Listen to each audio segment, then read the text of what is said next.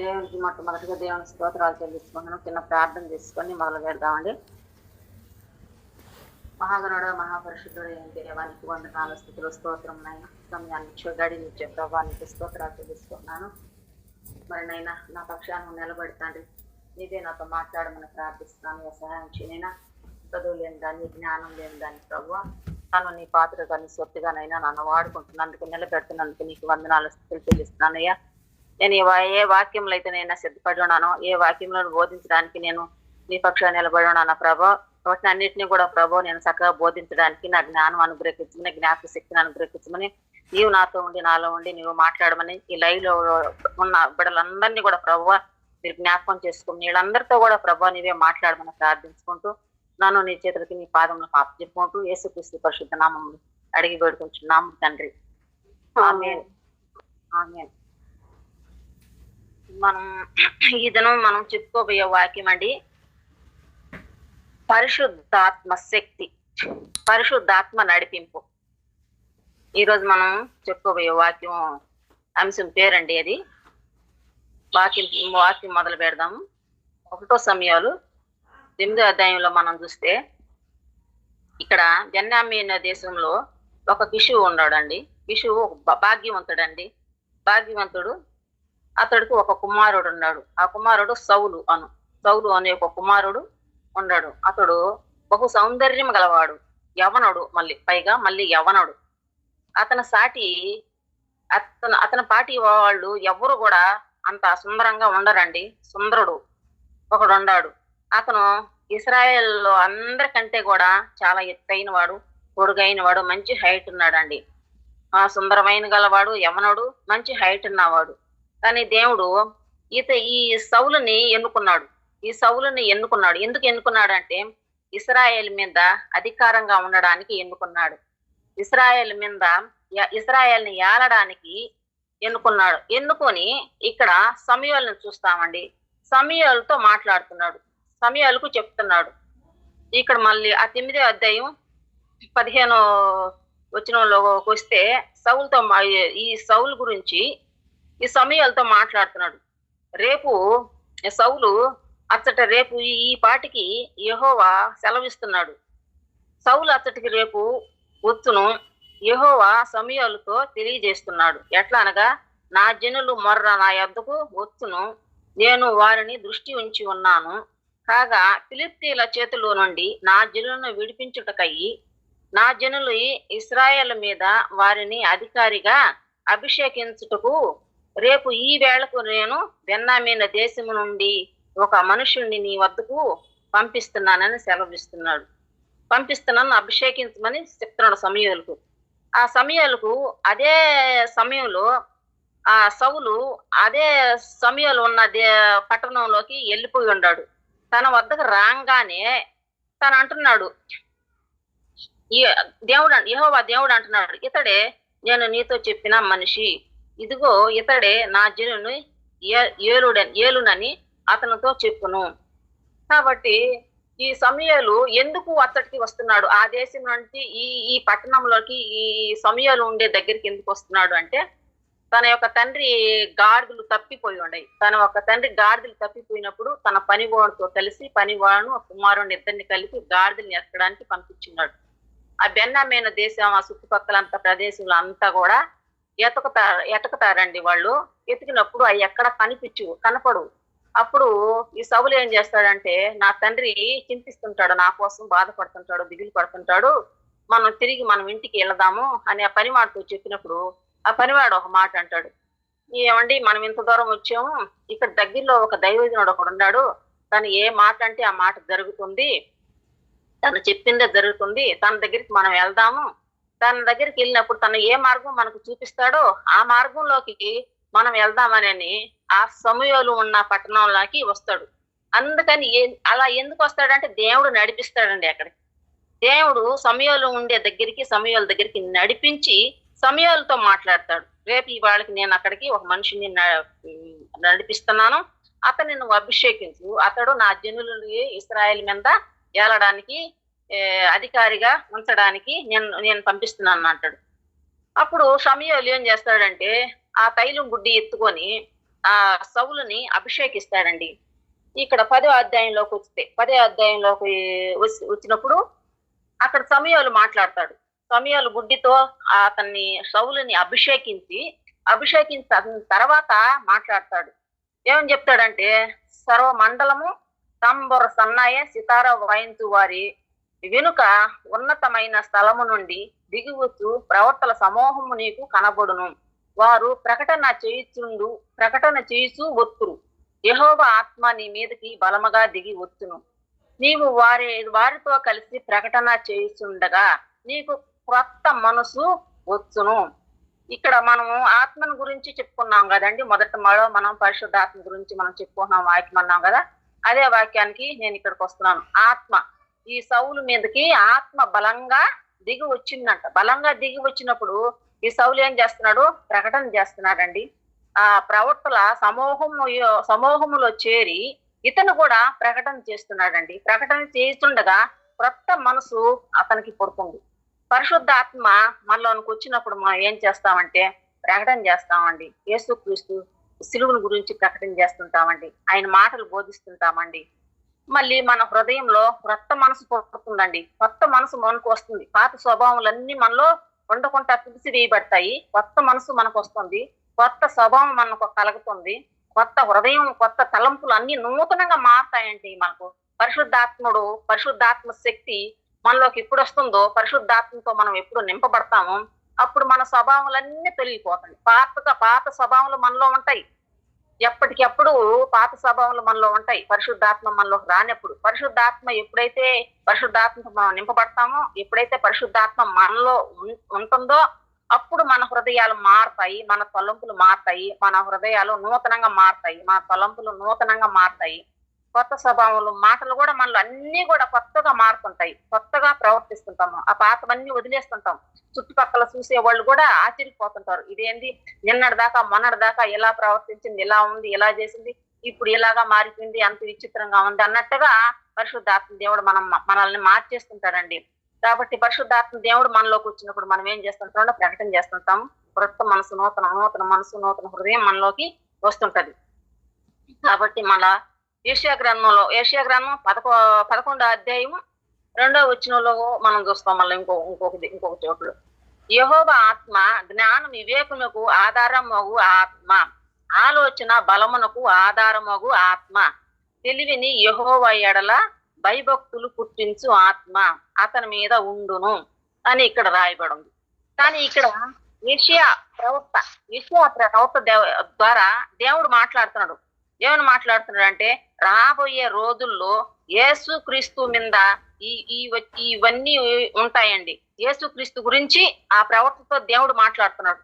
రాబోయే రోజుల్లో యేసుక్రీస్తు లోకంలోనికి వచ్చినప్పుడు అతని మీద ఉంటుందండి ఇవన్నీ. ఈ ఆత్మలు, ఈ జ్ఞానము, ఈ వివేకము, బలము, ఆలోచన ఇవన్నీ కూడా అతను కలిగి ఉంటాడండి. యేసుక్రీస్తు కలిగి ఉంటాడు. అదే యెషయా ప్రవక్త ద్వారా యెహోవా దేవుడు మాట్లాడుతాడు. యెహోవా ఆత్మ జ్ఞానం వివేకమునకు ఆధారమగు ఆత్మ, ఆలోచనకు బలమునకు ఆధారమగు ఆత్మ, తెలివి యెహోవా ఎడల భయభక్తులు పుట్టించు ఆత్మ అతని మీద ఉండును. ఇక్కడ ఆత్మ ఏం చేస్తుందండి? జ్ఞానం ఇస్తుంది. రెండోది ఆత్మ ఆలోచన ఇస్తుంది. మూడోది బలమునిస్తుంది. మనకు బలమునిస్తుంది ఆత్మ. తెలివినిస్తుంది. ఇంకా చూస్తే భయభక్తులు పుట్టిస్తుంది. భయభక్తులు పుట్టించే ఆత్మ ఇప్పుడు యేసుక్రీస్తు మీద ఇవన్నీ కూడా, ఈ లక్షణాలన్నీ కూడా యేసుక్రీస్తు మీద ఉన్నాయండి. ఇవన్నీ కూడా మనలో కూడా ఉంటాయండి. ఇవన్నీ కూడా మనకిస్తున్నాడు దేవుడు. ఇవన్నీ కూడా మనలో ఉంటాయి. ఇవన్నీ మనలో ఉండాలంటే, ఈ లక్షణాలన్నీ మనలో ఉండాలంటే పరిశుద్ధాత్మ మన మీద ఉండాలి. పరిశుద్ధాత్మ మనలో ఉండాలి. పరిశుద్ధాత్మతో మనం నింపబడాలి. అప్పుడు ఇవన్నీ కూడా మనం కలిగి ఉంటాం. యెహోవా యందు భయభక్తులు పుట్టించు ఆత్మ. భయభక్తులు అని అంటే భయము వేరు, భక్తి వేరు అండి. భయము అంటే యెహోవాకి చేయకూడని పనులు చేస్తున్నప్పుడు యెహోవాకి మనం భయపడుతుంటాం.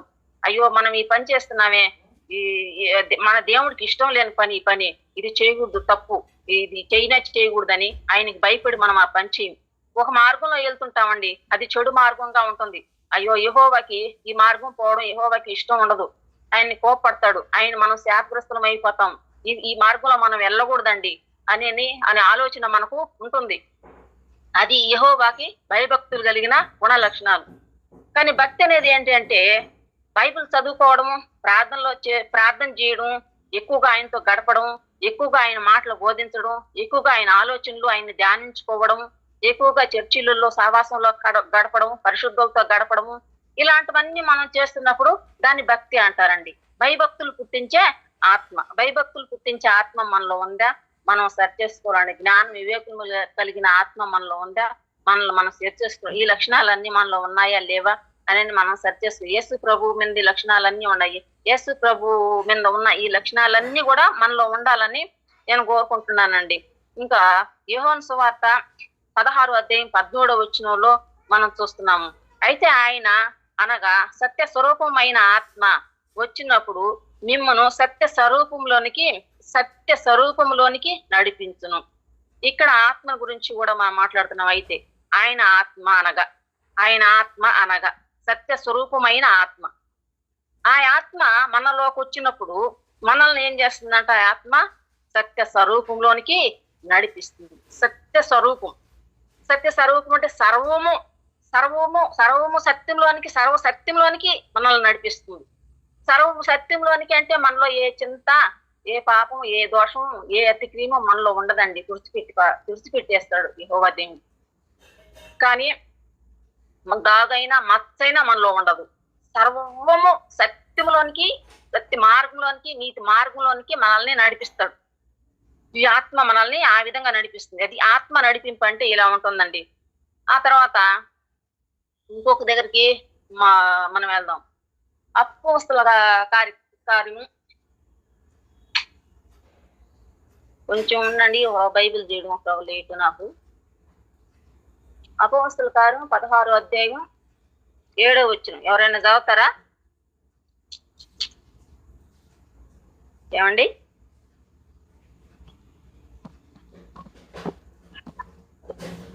యేసు యొక్క ఆత్మ వారిని వెళ్ళనీయలేదు. అంతటా వారు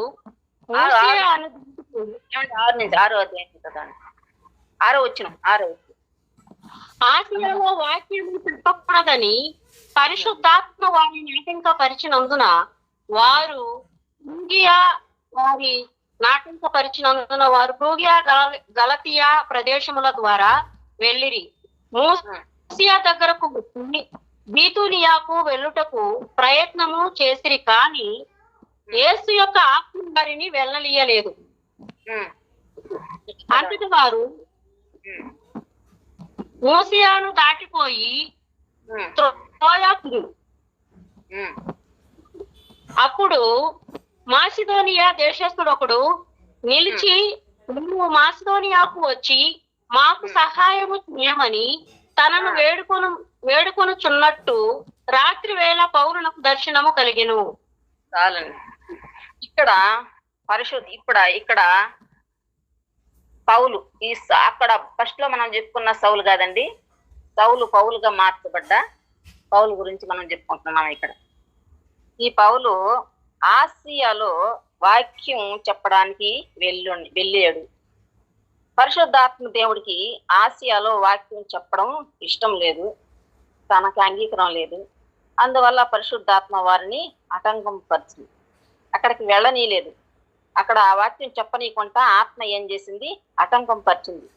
ఎందుకు ఆటంకం పరిచిందంటే పరిశుద్ధాత్మ దేవుడు అంగీకారం అక్కడ, పరిశుద్ధాత్మ దేవుడికి అక్కడ ఇష్టం లేదు. ఆయనకి ఇష్టం వచ్చిన చోటనే వాక్యం చెప్పడానికి ఆయన ఇష్టపడతాడు. వాళ్ళు మరొక దేశానికి వెళ్తున్నారు. అక్కడ ఆత్మ ఆటంకం పరిచింది కాబట్టి వాళ్ళు ఇంకొక దేశానికి వెళ్ళడానికి ప్రయత్నిస్తున్నారు. ఎక్కడికి వెళ్ళడానికి ప్రయత్నిస్తున్నారు అంటే బీతునియాకి వెళ్ళటకు ప్రయత్నం చేసిరి, కానీ యేసు యొక్క ఆత్మ వారిని వెళ్ళనీయలేదు. ఇక్కడ కూడా వెళ్ళనీయలేదండి. అక్కడ వెళ్ళనీయలేదు. అక్కడ వాక్యం చెప్పడీయకుండా ఆటంకం పరిచింది. ఇక్కడికి వెళ్ళనీయకుండా ఈ ఆత్మ ఆటంకం పరిచింది. అటు తర్వాత వచ్చి అప్పుడు మాసియాలో దేశస్థుడు ఒకడు, నీవు మాసియా ధోనికి వచ్చి మాకు సహాయం చేయమని అతన్ని వేడుకున్నట్లు రాత్రి వేళ అతనికి దర్శనం వచ్చింది. దర్శనం రాగానే అప్పుడు అతను ఏం చేశాడంటే ఆ దర్శనం బట్టి యెహోవా దేవుడు ఇక్కడ మనకు ప్రకటన చేయడానికి, సువార్తను చేయడానికి మనకు దేవుడు ఇక్కడ నిర్మించున్నాడని వాళ్ళు ఆలోచన చేసుకొని అక్కడ పోయి వాక్యం చెప్పడానికి వెంటనే ఆ మాసిదోనియకు బయలుదేరి వెళ్తున్నారు. అంటే దేవుని యొక్క ఆత్మ ఈ మాసిదోనిలో వాక్యం చెప్పడానికి ఇష్టపడుతున్నాడు. ఇక్కడ ఇష్టపడట్లేదు. ఆయన ఆత్మ ఇక్కడ వెళ్ళనీకుంటే ఆటంకం పరిచింది, ఇక్కడ వాక్యం చెప్పనీకుంటే ఆటంకం పరిచింది. అంతేనండి. దేవుడు చిత్తంలో లేకపోతే అప్పుడు నేను సపోజ్ నేను ఎక్కడికైనా వెళ్ళాలనుకో, ఎక్కడైనా వాక్యం చెప్పాలనుకో, అక్కడికి వాక్యం చెప్పడానికి దేవుని పరిశుద్ధాత్మ దేవునికి ఇష్టం లేనప్పుడు అక్కడికి మనల్ని వెళ్ళనీయకుండా ఎన్నో ఆటంకాలు జరుగుతుంటాయి. దాన్ని బట్టి మనం అర్థం చేసుకొని ఇక్కడికి పోవడం మనం ఇష్టం లేదు, దేవుడు ఇష్టపడట్లేదని మనం ఆగిపోవాలి. ఇంకొక చోటికి వెళ్ళడానికి ప్రయత్నిస్తుంటాం, అక్కడ కూడా పరిశుద్ధాత్మ దేవుడు వెళ్ళనీయుడు, ఏదో ఒక ఆటంకం ఏర్పరుస్తూనే ఉంటాడు. కానీ అది కూడా మనం అర్థం చేసుకొని ఇలాగ ఆటంకాలు జరుగుతున్నాయని మనం ఆలోచన చేసుకుని పరిశుద్ధాత్మ దేవుడికి ఇక్కడికి వెళ్ళడం ఇష్టం లేదని మనం ఆలోచన చేసుకుని అక్కడ కూడా మనం వెళ్ళకుండా మనం ఆపుకోవాలి. కానీ ఆయన చిత్తం ఏదో మనం తెలుసుకోవాలి. మనకు దర్శనాల ద్వారా చూపిస్తుంటాడు, కళల ద్వారా చూపిస్తుంటాడు. ఓ దేవుడు ఇలాగా చేస్తున్నాడు అని మనం ఆలోచన చేసుకొని ఆ మార్గంలో మనం వెళ్తుండాలండి. ఈ పరిశుద్ధాత్మ దేవుడు సెర్చ్ చేస్తుంటాడు. ఈ పరిశుద్ధాత్మ దేవుడు వెళ్ళనీయకుంటే ఆటంకం పరుస్తుంటాడు. ఎక్కడికి వెళ్ళాలో అక్కడికి నడిపిస్తుంటాడు పరిశుద్ధాత్మ దేవుడు. ఇది పరిశుద్ధాత్మ నడిపింపండి. ఎందుకు అలా చెప్తున్నానంటే, నాకు కూడా దేవుడు ఒక దర్శనం ఇచ్చాడు. ఒక బాగైన ఒక రోగిని చూపించాడు. అక్కడికి వెళ్ళి ప్రార్థన చేస్తే కల్లో చూపిస్తున్నాడు. నేను అక్కడికి వెళ్ళడానికి సిద్ధపడ్డానే కానీ 3 వెళ్ళలేకపోయానండి. అక్కడికి నేను వెళ్ళలేకపోయాను, గమ్మన అయిపోయాను. మళ్ళా ఒక వారం రోజుల తర్వాత మళ్ళా ఒక గ్రామాన్ని చూపించాడు. ఆ గ్రామంలో 2 ఇళ్ళు చూపించాడు. ఆ 2 ఇళ్ళకి వెళ్ళి నేను దేవుని మాటలు చెప్తున్నట్టు, వాళ్ళని ఓదారుస్తున్నట్టు, వాళ్ళని స్వస్థపరుస్తున్నట్టు దేవుడు కళల ద్వారా నాకు చూపించాడండి. కానీ అక్కడికి కూడా నేను వెళ్ళలేకపోయాను. ఆ తర్వాత నేను చాలా బాధపడ్డాను. ఇక్కడ చూపిస్తే నేను వెళ్ళలేకపోయాను, అక్కడ చూపిస్తే నేను వెళ్ళలేకపోయాను అని చాలా బాధపడ్డాను. కానీ మనం ఖచ్చితంగా దేవుడు ఎందుకు చూపిస్తున్నాడు అంటే మనం వెళ్ళాలని చూపిస్తున్నాడు. కానీ మనం వెళ్ళలేని పరిస్థితుల్లో మనం ఉన్నాం. అలా చేయకూడదని నేను చాలా బాధపడ్డాను. ఇంక మీద నేను దేవుడు ఏది చెప్తే అది చెయ్యాలని నిశ్చయించుకున్నాడు. ఇలాగా దేవుడు పరిశుద్ధాత్మ దేవుడు నడిపిస్తుంటాడండి మనల్ని. పరిశుద్ధాత్మ దేవుడు మనల్ని ఇలాగా నడిపిస్తా ఉంటాడు ఆయన చిత్త ప్రకారం. మళ్ళీ ఇంకొక చోటికి మనం వెళ్దామండి. రోమియోలకు రాసిన పత్రిక 8వ అధ్యాయము 26వ వచనం. అటువలే ఆత్మ మన బలహీనతను చూసి సహాయం చేయుచున్నాడు. ఎలాగా అనగా మనం యుక్తముగా ఎలాగా ప్రార్థన చేయలేమో మనకు తెలియదు గాని ఉచ్చరింప సౌఖ్యము కాని మూలుగులతో ఆ ఆత్మ తానే మన పక్షంగా విజ్ఞాపన చేయుచున్నాడు. ఇక్కడ పరిశుద్ధాత్మ దేవుడు ఏం చేస్తున్నాడంటే మన కోసం మనం బలహీనత ఉన్నప్పుడు ఆయన సహాయం చేస్తుంటాడు పరిశుద్ధాత్మ. ఎలా మనం బలహీనం అవుతుంటాం అంటే కొన్ని విషయాల్లో మనం బలహీన పడుతుంటామండి. ఎలాగా బలహీన ఆర్థిక ఇబ్బందుల్లో వచ్చినప్పుడు మనం బలహీనత పడుతుంటాం, ఆలోచనలో పడిపోతుంటాం, ప్రార్థనలు సక్రంగా చేయలేం, బైబిల్ సక్రంగా చదవలేము, మందిరానికి సక్రంగా వెళ్ళలేం. ఏదోలా ఉంటుంది మనకు వచ్చిన ఇబ్బందులు. మన శరీరానికి ఒక రోగం వచ్చిందనుకో, ఆ రోగం నాడు మనం కోలుకోవడానికి వారం పట్టొచ్చు, 10 రోజులు పట్టొచ్చు, నెల కూడా పట్టొచ్చు. అంటే ఒక్కొక్కసారి అలాంటి పరిస్థితుల్లో కూడా మనం ప్రార్థనలో గడపలేము, ఆత్మీయ జీవితంలో మనం ఎదగలేము. అప్పుడు మనం బలహీనత పడిపోతుంటాం, ప్రార్థన చేయలేము. అప్పుడు ఇంకా కూడా మన బిడ్డల సమస్య, మన ఇంట్లో ఏ సమస్య అయినా కూడా సమస్యలు వైపు చూసినప్పుడు మనం పొంగిపోయినప్పుడు, మనం ఆయనకు దూరం అయిపోయినప్పుడు, మన బలహీనం అయిపోయినప్పుడు ఆయన చూస్తాడు. ఆత్మ చూస్తుంది. ఆత్మ చూసి ఏం చేస్తుందంటే సహాయం చేస్తుంది. సహాయం చేసి మన పక్షాన ఆయన విజ్ఞాపన ప్రార్థన, ఆ ఆత్మే తానే మన పక్షాన విజ్ఞాపన చేయుచున్నాడండి. ఆత్మ ఏం చేస్తుందంటే ఇక్కడ మన పక్షాన ఆయన ఆత్మ విజ్ఞాపన చేస్తుంది. మన బలహీనతని ఆ ఆత్మ చూస్తుందండి. పరిశుద్ధాత్మ అంటే ఇలాగా ఉంటుంది. ఇంకొక చోటికి కొంచెం ముందుకు వెళ్దాము. 1 కొరింథీయులకు రాసిన పత్రిక 10వ అధ్యాయము 2వ వచనం 3వ వచనంలో మనం చూస్తే, చదువుతారా? నేను చదివేదండి.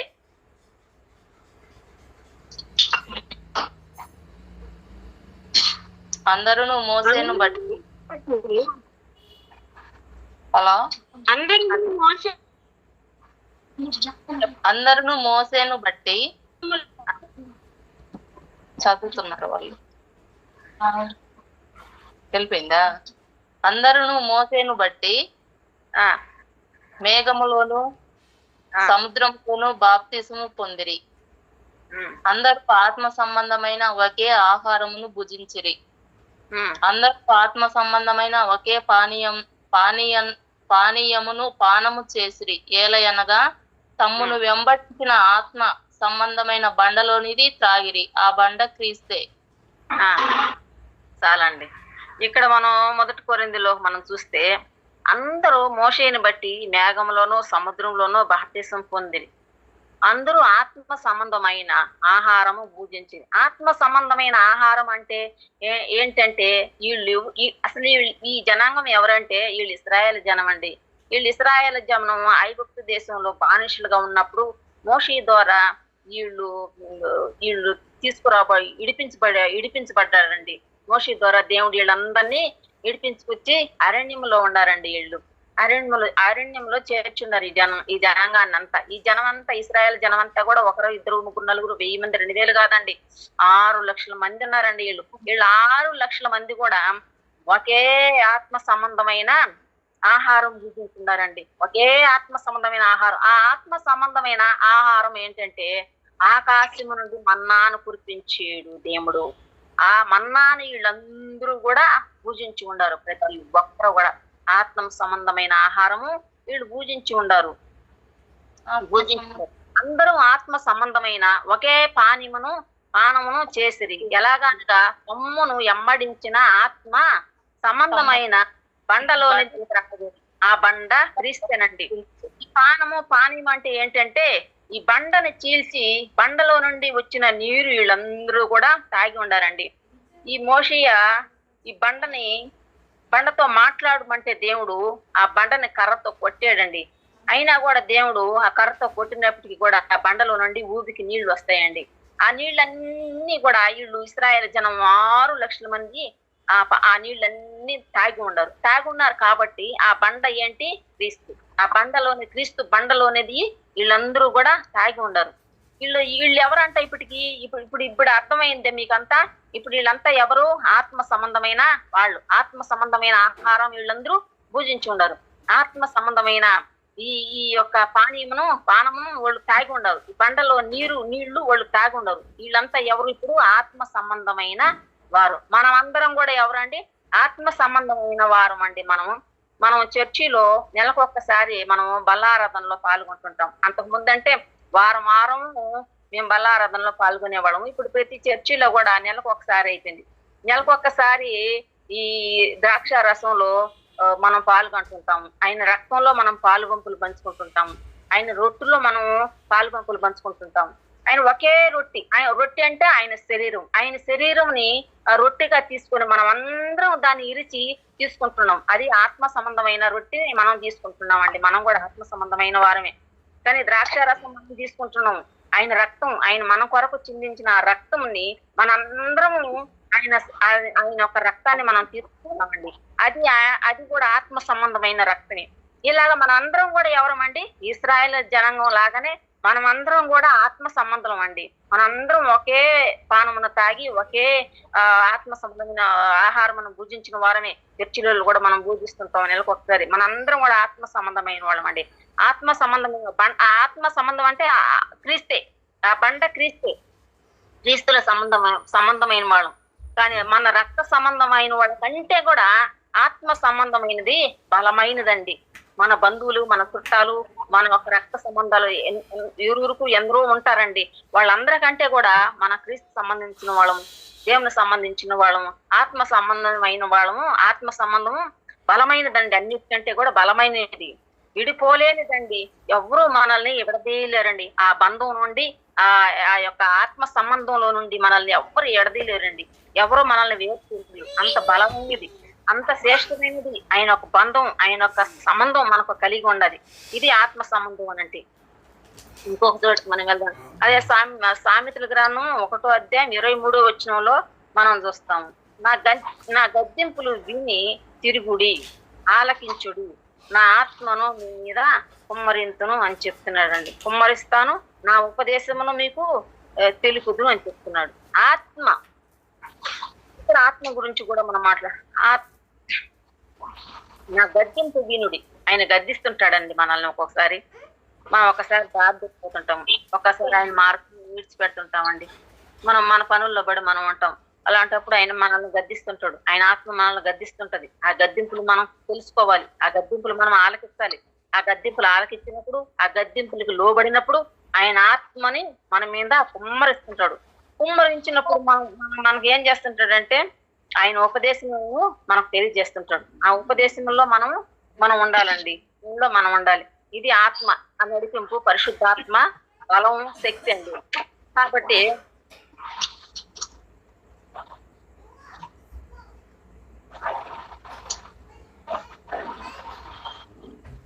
ఇంకొక చోటికి మనం వెళ్దామండి. ఎహెజ్కేలు గ్రంథం 3:24 వచ్చాం.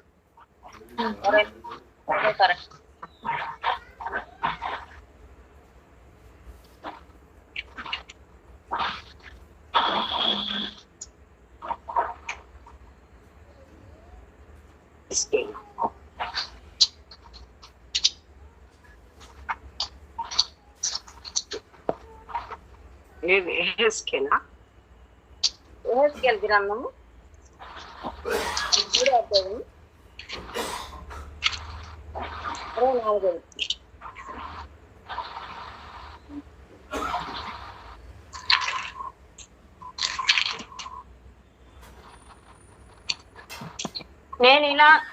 నేను నీళ్లను సాగిల పడగా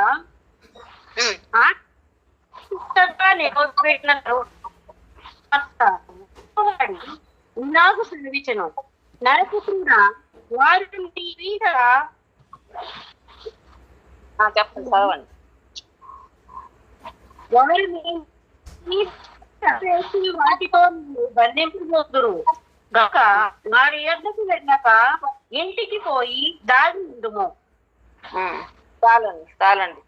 ఇక్కడ మనం ఎహెజ్కేలు గ్రంథంలో ఈ 3:24 మనం చూస్తున్నాడు. నేను సాగిలి పడగా ఆత్మ నాలో ప్రవేశించి నన్ను చక్కగా నిలవబెట్టి తర్వాత నాతో మాట్లాడును.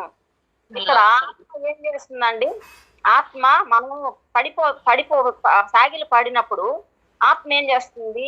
ఆయనలో ప్రవేశించి చక్కగా లేవనెత్తి నిలబెట్టి యెహోవా మాట్లాడుతున్నాడండి. అట్ట పరిశుద్ధాత్మ అంటే చాలా సంఘాల్లో నేను చూస్తున్నాను. ఇది నా అనుభవంతో చెప్తున్నానండి. సంఘాలలో పరిశుద్ధాత్మ దేవుడు వచ్చాడని కింద పడి దొల్లాడుతుంటారు. చాలా మంది కింద పడి దొల్లాడుతూ అరుస్తూ కేకలేస్తుంటారు. ఎందుకు అలా పడిపోవడం, ఎందుకు అలా కేకలేస్తూ ఏంది అని విచారిస్తుంటే పరిశుద్ధాత్మ దేవుడు దేవుడు కింద పడి దొల్లాడరండి.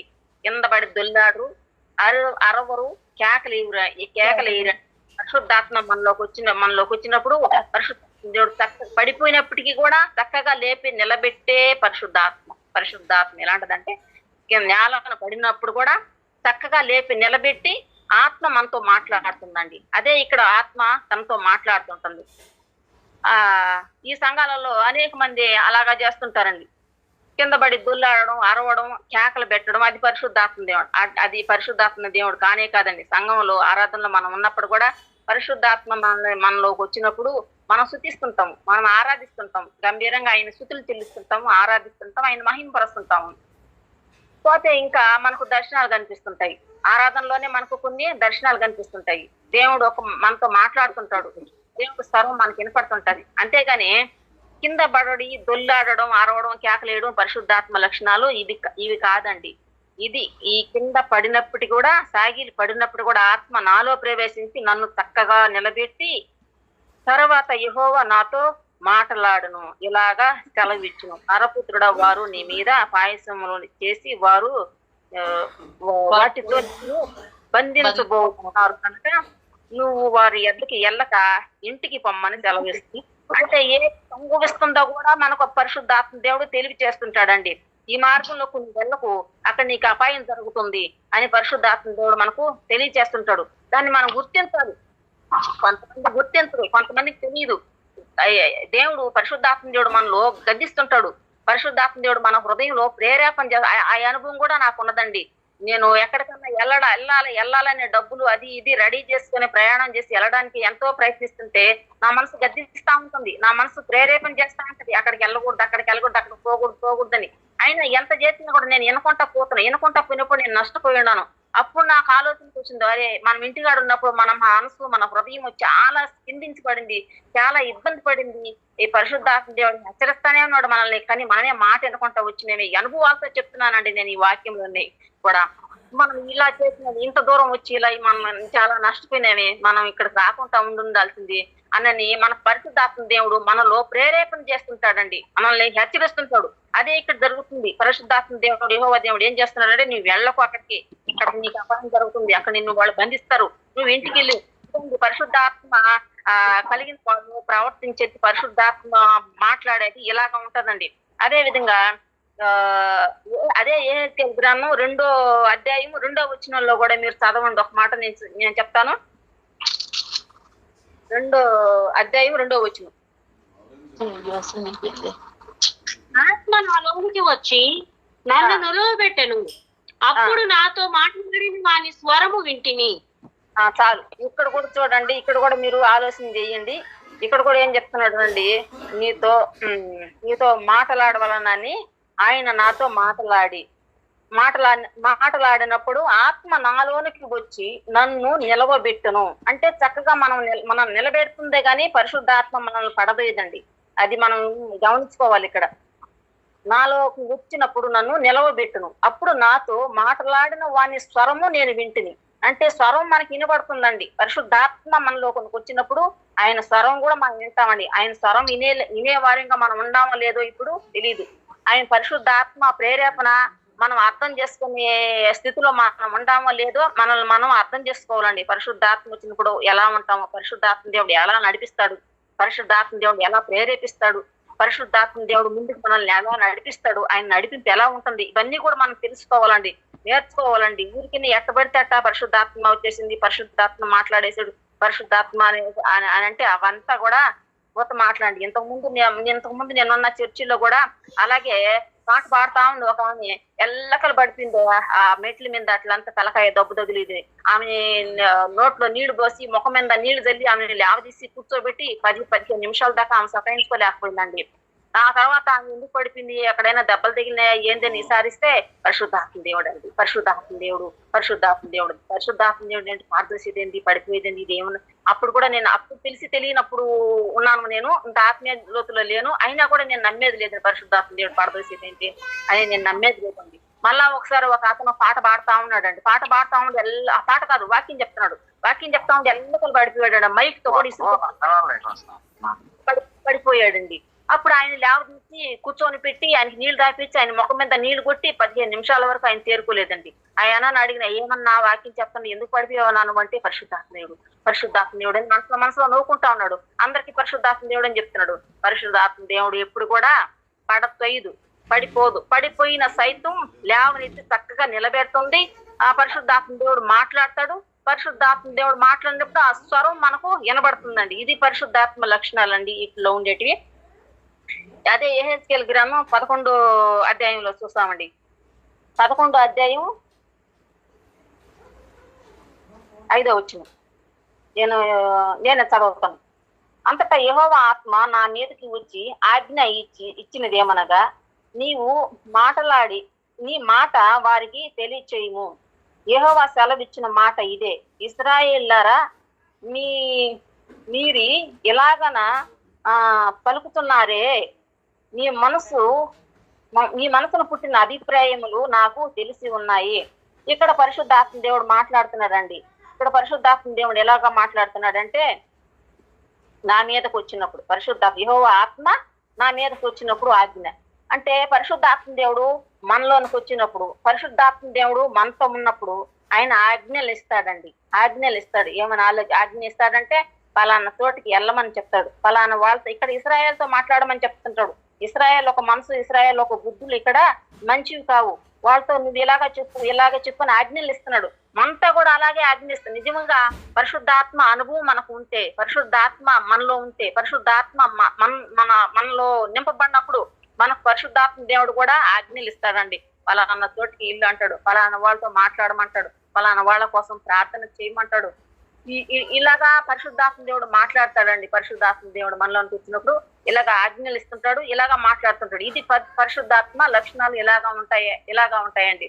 ఇంకా ఇంకోటి అండి, పరిశుద్ధాత్మ మనలో ఉన్నప్పుడు, మన కుటుంబంలో ఉన్నప్పుడు, మన పిల్లలకు కూడా పరిశుద్ధాత్మ మనల్నే నడిపించుకుంటా మన పిల్లలకు కూడా చక్కగా బోధించే ఒక పరిశుద్ధాత్మ నడిపించుకుంటారండి.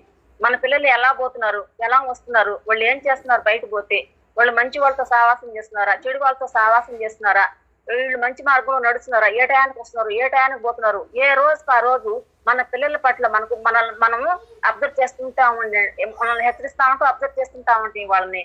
ఎందుకంటే పరిశుద్ధ ఆత్మ మనలో ఉన్నప్పుడు మన పిల్లల్ని కూడా సరి చేయడానికి ప్రయత్నిస్తుంది. మన పిల్లల్ని కూడా సరిదారిలో నడిపించుకుంటా ఉంటదండి. కానీ పరిశుద్ధాత్మ అనుభవం లేని వాళ్ళు ఎలా ఉంటారంటే వాళ్ళ పిల్లల్ని ఎలా తిరిగినా పట్టించుకోరండి, వాళ్ళు ఏం చేసినా పట్టించుకోరండి, వాళ్ళ పిల్లలు ఎలా తిరిగినా ఎవరితో తిరిగినా పట్టించుకోరండి.